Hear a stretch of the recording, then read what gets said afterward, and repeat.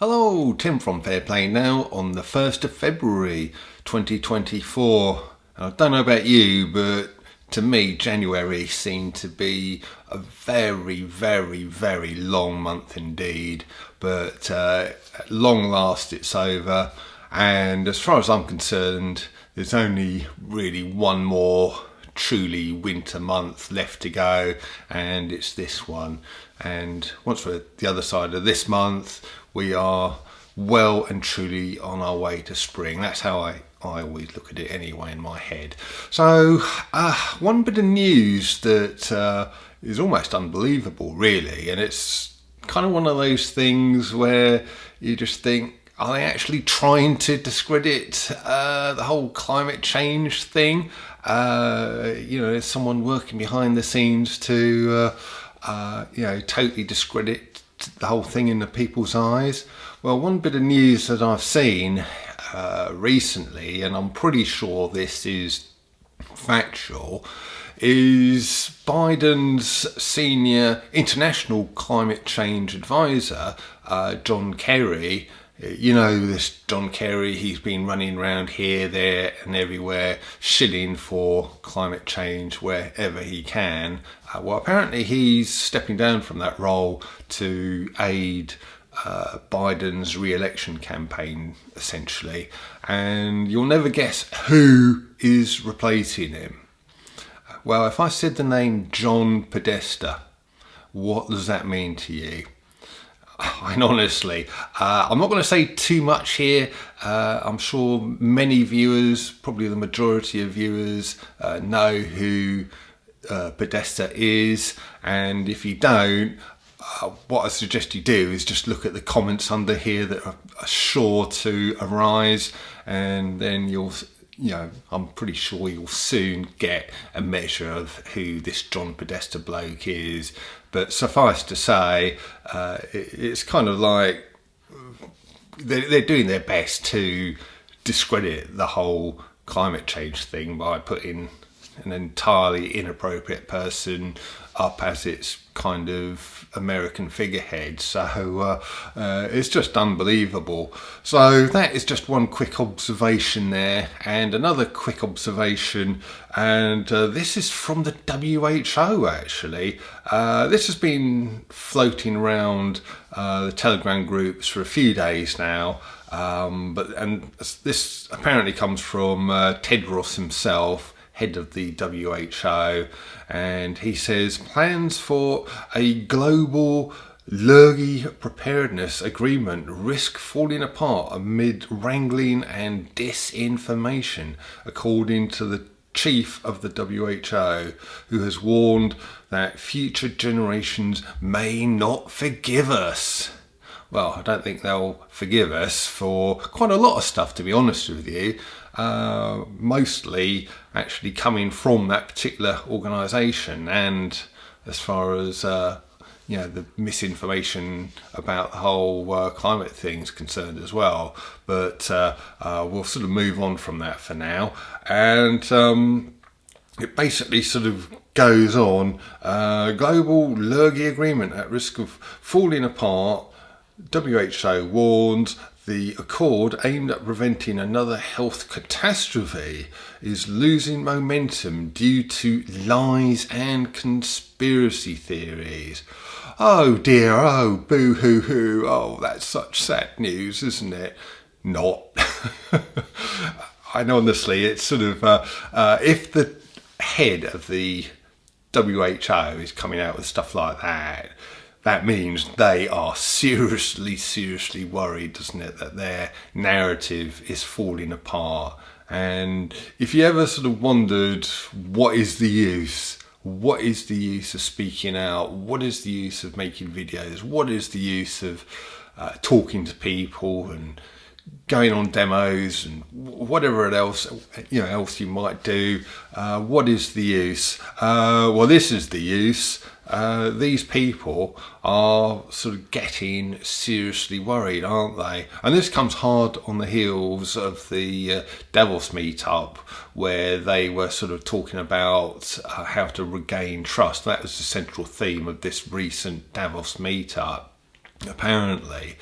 So these elites, so called, they know they are losing the narrative. They know that things aren't going well for them. Things aren't going right for them. They know that more and more people are waking up to who they really are and what their nonsense is. And yeah, I just think we need to carry on, keep on calling these people out, keep on sort of being on the lookout for their latest shenanigans and load of nonsense. And as soon as you see it, don't be afraid to get online and call it out for the absolute rubbish it is. When you've got... Yeah, we always think, don't we, that they're the ones with all the power.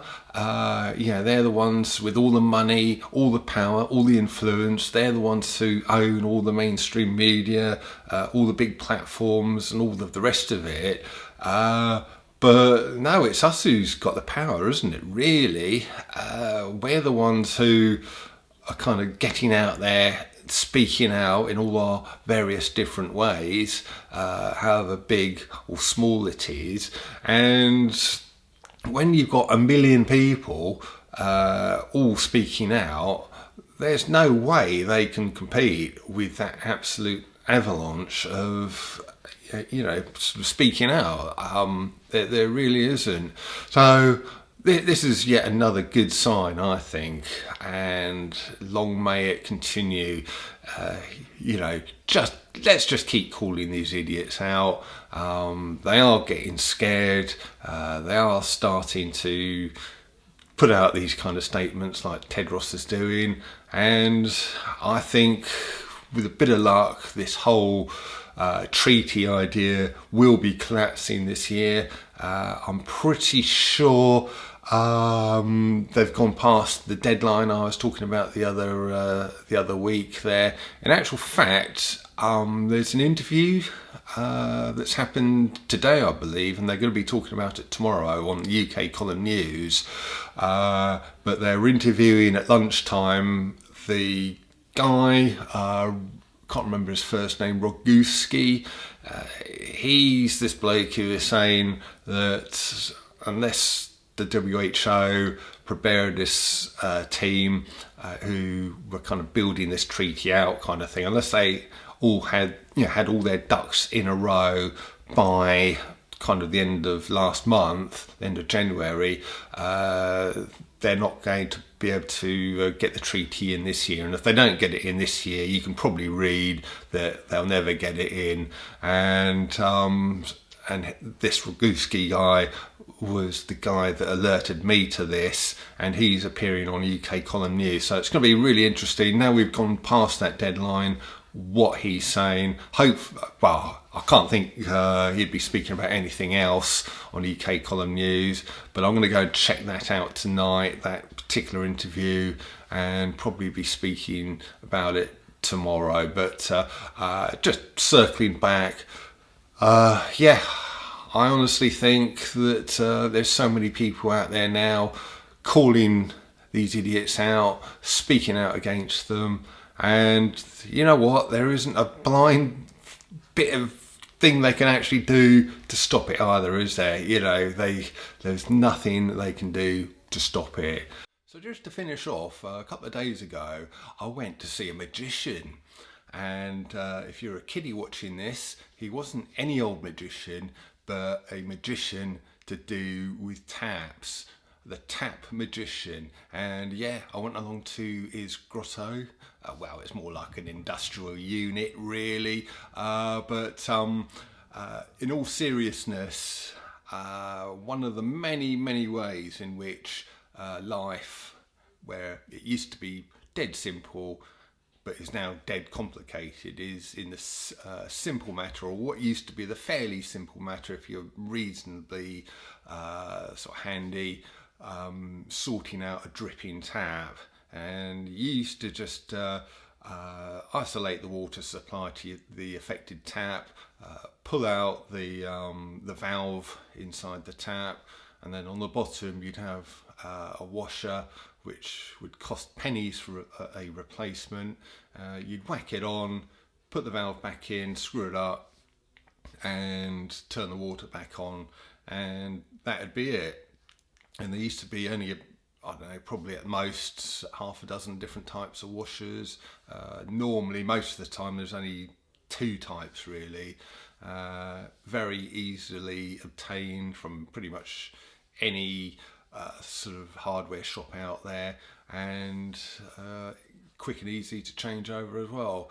Well, that was your old-fashioned sort of tap, where you got to turn the sort of handle a few times to turn the water on or turn it off. But as you know, if you haven't got them yourself, you've probably stayed in hotels and places with them.